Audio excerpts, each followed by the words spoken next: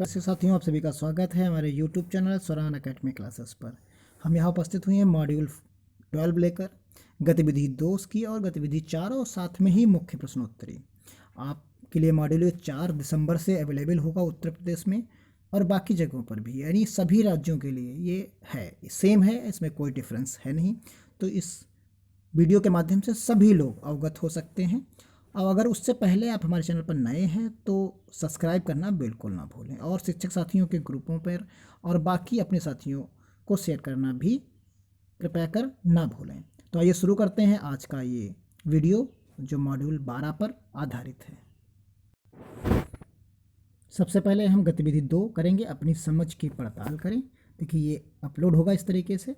फिर उसके बाद आप देखेंगे यहाँ पर आपको मिलेगा कि कक्षा के प्रदर्शनों से संबंधित कथन सत्य हैं या असत्य, वर्णन करें। तो हम यहाँ पर सत्य और असत्य के बारे में विकल्पों का चयन करना है। तो सबसे पहले देखेंगे ये छात्रों में विचारधारा का आरंभ करता है, तो ये हमारा जो है वो सत्य ऑप्शन, इसका जो सही होगा वो सत्य ऑप्शन सही होगा। आप इसके ऊपर आसानी से टिक कर सकते हैं। फिर आगे की तरफ बढ़ेंगे एरो के माध्यम से। यहाँ दूसरा क्वेश्चन हमारा है, ये सभी छात्रों को आसानी से दिखाई देता है और चर्चा के बिंदु को याद करने का लाभ कोई मौका नहीं देता। तो यहाँ पर जो है ये एक असत्य घटना है, यानी ये असत्य है। तो इसका आंसर जो होगा वो असत्य होगा।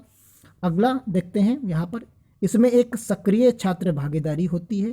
तो जो है सक्रिय छात्र भागीदारी के लिए यहाँ पर आप देखेंगे तो इसमें भी ये असत्य ऑप्शन इसका सही होगा। अगले क्वेश्चन की तरफ चलते हैं। तो अगले क्वेश्चन में आप देखेंगे यह एक अवधारणा या एक सिद्धांत को दर्शाता है। ये क्वेश्चन यहाँ पर जो है हमारा सत्य होगा। यहाँ पर इसका ऑप्शन जो है वो सत्य होगा। अब आगे चलते हैं इसी तरीके से, ये छात्रों और शिक्षकों के समय और प्रयास को नहीं बचाता। तो ये समय और प्रयास को नहीं बचाता, ये बचाता है। तो इसलिए ये क्या हो जाएगा, ये असत्य हो जाएगा। तो यहाँ पर हमने इस तरीके के 5 क्वेश्चंस को जो है देखा। अब इसके जब आगे हम बढ़ेंगे तो देखेंगे कि हमने सारे के सारे क्वेश्चंस जो हैं अटेम्प्ट किए हैं और किसी को भी स्किप नहीं किया है। अब यहाँ से हम सबमिट कर देंगे और आगे बढ़ जाएंगे। जैसे आगे बढ़ेंगे तो हमारा स्कोर जो दिखेगा वो आउट ऑफ जो है 5 आउट ऑफ 5 यहाँ पर आपको नज़र आएगा। तो इस प्रकार हमारी गतिविधि जो 2 थी वो हम पूर्ण कर लेते हैं। यहाँ से एग्जिट हो जाएंगे और जैसे ही एग्जिट होंगे अब आगे के हम टर्म्स में पहुंच जाएंगे। फिर आगे आप मॉड्यूल करेंगे। मॉड्यूल करने के बाद आपको गतिविधि जो है 4 प्राप्त होगी। जैसे ही गतिविधि 4 मिलेगी तो अपनी जांच, अपनी समझ की पड़ताल करेंगे यहाँ भी। तो इस तरह अपलोड होगा और उसके बाद आप यहाँ पर देखेंगे तो यहाँ आपको मिलेगा कि आघात वर्धनीय और वह वस्तुएं जो आघात वर्धनीय नहीं है, यानी जो आघात वर्धनीय है और जो नहीं है उनके पर हमें चयन करना है धातुओं के माध्यम से। तो आगे बढ़ेंगे तो देखिए सबसे पहले हमसे पूछा गया बोतल और किताब। ये एग्जाम्पल जो है आघात वर्धनीय के हैं कि जो है आघात वर्धनीय के नहीं है। तो हम जानते हैं कि बोतल और जो किताब है वो आघात वर्धनीय की नहीं है। तो यहाँ पर जो क्या ऑप्शन सही हो जाएगा, आघात वर्धनीय वस्तुएं नहीं है। उसके बाद आगे बढ़ेंगे तो यहाँ देखेंगे कागज का टुकड़ा आघात वर्धनीय है। तो आप सभी लोग जानते हैं कि ये आघात वर्धनीय नहीं है। अब आगे की तरफ जैसे ही हम बढ़ेंगे तो यहाँ मिलेगा कपड़े का टुकड़ा। तो कपड़े का टुकड़ा भी हमारा फैलता नहीं है, आवाज़ नहीं करता। तो इस तरीके से हम जानते हैं कि ये भी धातु नहीं, तो ये आघात वर्धनीय जो है यहाँ पर नहीं है। तो इसमें भी हम देखेंगे कि ये भी आघात वर्धनीय नहीं है। तो इस प्रकार हमारे 3 क्वेश्चन हो जाते हैं। अगले क्वेश्चन की तरफ चलेंगे। तांबे का तार, हम जानते हैं इसको पीटा जाए तो हम इसको फैला सकते हैं, इसके तार बना सकते, तार से और मोटाई गला के और शेप दे सकते हैं, चादर बनाई जा सकती है। तो ये सब चीज़ें हैं। तो ये क्या होगा, ये आघात वर्धनीय वस्तु होगी। इसी तरीके से आगे की तरफ चलेंगे, लोहे की चाबी, तो ये भी आघात वर्धनीय वस्तुएं हैं।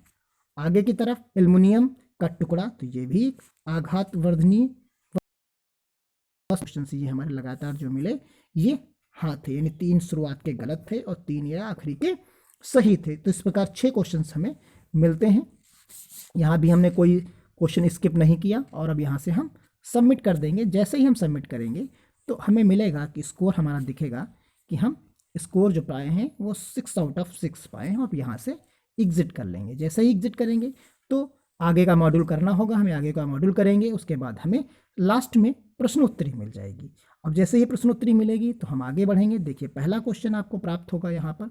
तो पहला क्वेश्चन जब प्राप्त होता है तो शिक्षक ने शिक्षार्थियों को हर्बल उद्यान में अपनी ऊंचाई का उपयोग करते हुए पौधों की तुलनात्मक लंबाई माप कर तथा धागे का उपयोग, अब आगे पढ़ना है हमें, तो आगे पढ़ने के लिए हमें क्या करना होगा, यहाँ पर हम जो है इसे एरो को टच करेंगे, तो जैसे ही टच करेंगे वैसे हमें आगे का जो है मिल जाएगा। अब जैसे हमने देखा आगे पढ़ा, माप कर धागे का उपयोग करते हैं, और साथ ही जो है पौधे के तने के सतह को छूते हुए मोटाई का माप कर, यानी हम पूरी चीज़ पढ़ लेंगे। इस गतिविधि को करने के दौरान शिक्षार्थी कौन सी विज्ञान प्रक्रिया कौशल से गुजरेंगे, इसके बारे में हमें यहाँ पर बताना है, उस कौशल के बारे में बताना है और कौन कौन सी स्थितियाँ होंगी। अब आप देखेंगे यहाँ पर कि ये जो है एरो फिर से हमको दिखा, तो इस एरो के माध्यम से हम क्या करेंगे, आगे की तरफ फिर से घटा देंगे, इसको कम कर देंगे और हम अपने ऑप्शंस पर जो है चले जाएंगे।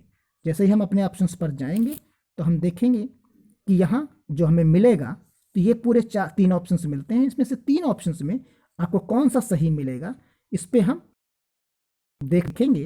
तो आप देखेंगे यहाँ पर कि जो हमारा ऑप्शन सही है पहला, दूसरा और तीसरा है। आप सभी लोग यहाँ पर देख सकते हैं कि जो हमें कौशल के बारे में बताई गई थी, तो कौशल जो हमारे पास थे वो 3 सही थे। इसमें देख सकते हैं आप, पहला भी सही है, दूसरा भी सही है और तीसरा भी सही है, तो यानी तीनों सही हैं।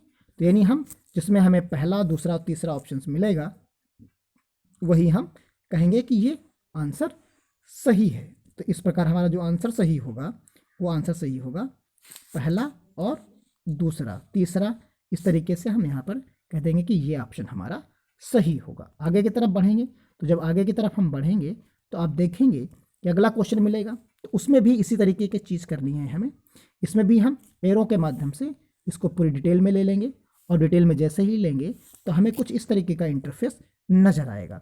और जब नज़र आएगा तो हमें देखिए यहाँ पर एरो दिया है, इसको हम पढ़ लेंगे, और अवधारणाओं के शिक्षार्थियों के बीच निर्माण करने की कोशिश कर रहा है। तो जो ऑप्शंस हमें मिलेंगे उसके बारे में हम यहाँ देखते हैं। तो यहाँ जो हमें मिलेगा तो वो होगा पौधों की वृत्तियों में जो है पौधों की वृत्तियों में विविधता के बारे में हमारा यहाँ पर ऑप्शन सही होगा। तो इस प्रकार हमारे 2 क्वेश्चन सही हो जाते हैं। तीसरी क्वेश्चन की तरफ चलेंगे हम, तो फिर वही चीज़ है हमारे पास, तो इस एरो के माध्यम से हम बढ़ा लेंगे इसको, और जैसे ही चेंज करेंगे तो हमें पूरा जो है क्वेश्चन नज़र आ जाएगा, और नज़र आने के बाद इसको हम पढ़ेंगे तो जो हमें आंसर मिलेगा उस आंसर के बारे में हम यहाँ पर आपको बताते हैं। तो यहाँ शिक्षार्थी पौधों को उनकी प्रवृत्तियों के बारे के आधार पर वर्गीकृत करने में सक्षम होंगे, तो इस प्रकार ये आंसर इसका सही होगा। अब आगे की तरफ चलते हैं। आगे की तरफ हम देखेंगे यहाँ पर, तो यहाँ हमको जो नज़र आएगा उसमें हम देख लेंगे कि नीचे जो दिया गया है इस एरो से हम इसको फिर से हमको बढ़ाना पड़ेगा, और इस एरो के माध्यम से हम जैसे ही हम बढ़ाएंगे तो हमें पूरा जो है क्वेश्चन नज़र आएगा, और इस क्वेश्चन को पढ़ने के बाद हम इसके आंसर पर पहुँचेंगे कि जो यहाँ पर दिखेगा, देखिए आप इस एरो से फिर पढ़ने के बाद इससे छोटा कर लीजिए, और छोटा करने के बाद आपको कंप्लीट चारों ऑप्शंस यहाँ पर दिखेंगे। तो यहाँ आंसर जो हमारा मिलेगा, अम्ल उस विलयन में बनता है जो नीले लिटमस पेपर को लाल कर देता है। तो यानी हमारा ऑप्शन जो सही होगा वो ये ऑप्शन सही होगा। अगले क्वेश्चन की तरफ चलते हैं, जो क्वेश्चन नंबर हमारा 5 होगा। तो इसमें भी वही सेम चीज़ है, यहाँ भी हम इस एरो के माध्यम से इसको बड़ा करेंगे, लेकिन हम आपको यहाँ आंसर बता देते हैं सीधा यहीं पर। तो इसका आंसर जो होगा वो रेशम होगा। तो ये आंसर जो हमारा है वो रेशम होगा। अब आगे की तरफ हम बढ़ते हैं इसी तरीके से क्वेश्चन। तो क्वेश्चन देखेंगे, फिर इसमें भी वही सेम चीज़ है। यहाँ पर आप आगे बढ़ते चले जाएंगे, तो यहाँ घोल संतृप्त हो जाएगा, असंतृप्त होगा। तो यहाँ घोल जो है वो आंसर जो हमें मिलेगा वो संतृप्त होगा, यानी ये ऑप्शन पहला इसका ऑप्शन सही होगा। इसी तरीके से हम आगे की तरफ बढ़ेंगे तो इसके ऑप्शन वो हमें दिखेंगे यहाँ पर। फिर अगले क्वेश्चन में हम पहुँचते हैं, क्वेश्चन नंबर हमारा ये 7 होगा। तो यहाँ भी वही सेम चीज़ है, क्योंकि क्वेश्चन जो लिखा हुआ है वो बड़े हैं।